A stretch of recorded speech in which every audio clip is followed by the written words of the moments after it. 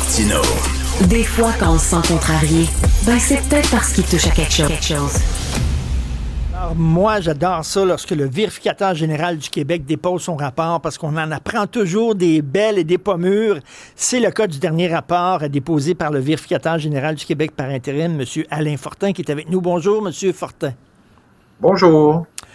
Moi, je paie toujours ma carte de crédit rubis sur ongle parce que je ne veux pas payer d'intérêt sur ma carte de crédit. Donc, je paie toujours au moins mon paiement minimum requis. Ça a l'air que c'est pas le cas du gouvernement. En tout cas, c'est pas le cas de certains ministères, M. Fortin.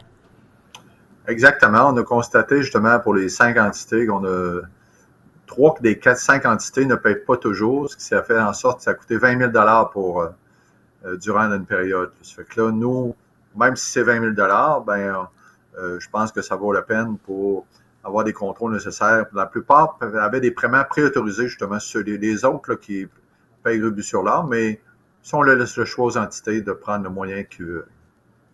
Là, c'est les ministères de Transport puis le ministère de la Sécurité publique qui ont payé 20 000 en intérêt pour des retards sur le paiement des cartes de crédit de leurs employés. Et là, je regarde votre rapport, les cartes de crédit de leurs employés.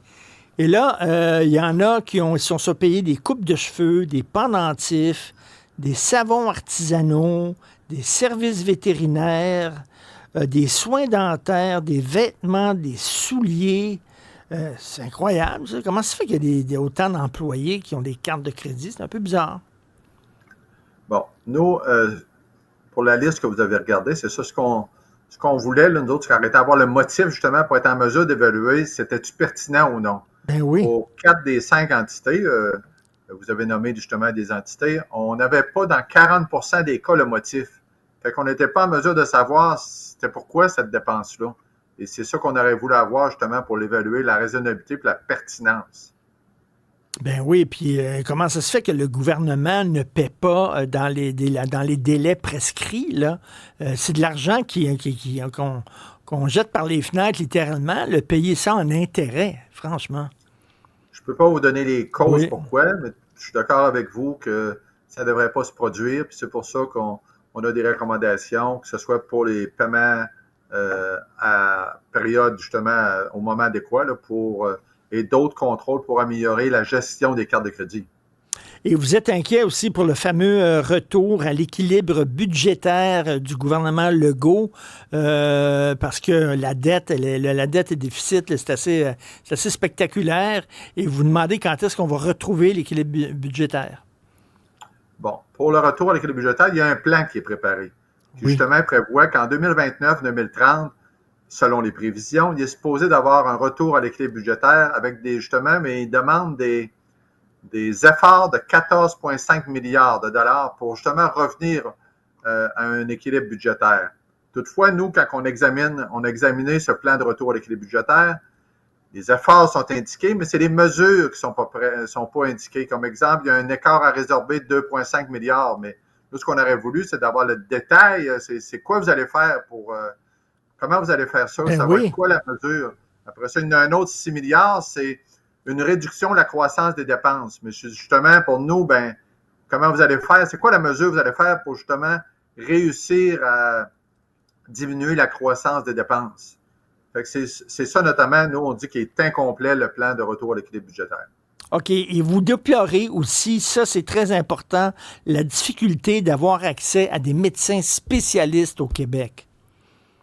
Bon, on a constaté les gens pour rencontrer, que ce soit par l'intermédiaire, parce qu'il y a des listes d'attente, il y a un CRDS, un centre de répartition des demandes, mais il y en a aussi dans chacun des établissements des listes d'attente. On a regardé autant dans le CRDS que dans les établissements et effectivement, les délais sont très longs. Là. Les délais sont très longs.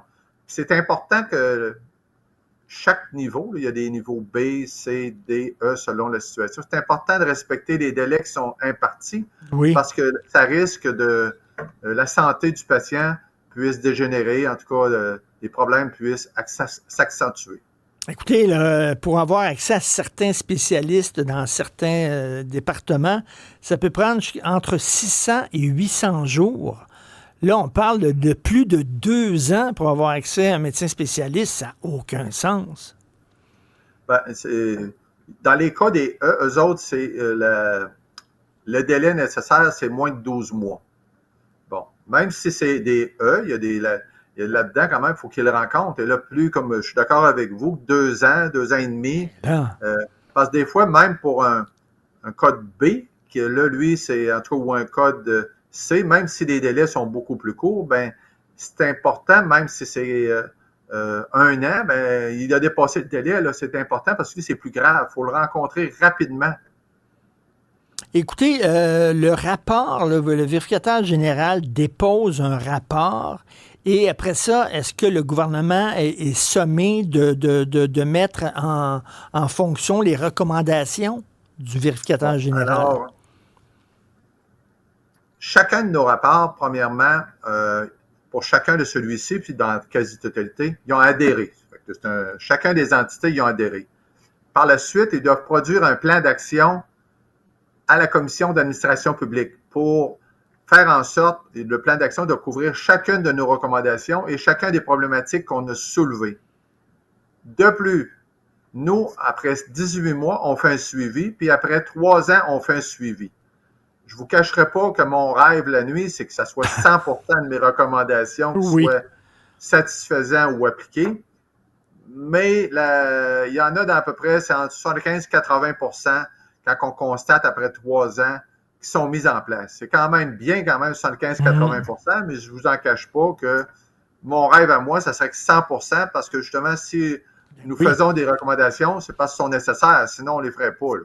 Ben oui, exactement. Merci beaucoup, M. Alain Fortin, vérificateur général du Québec par intérim. Merci. Bonne journée.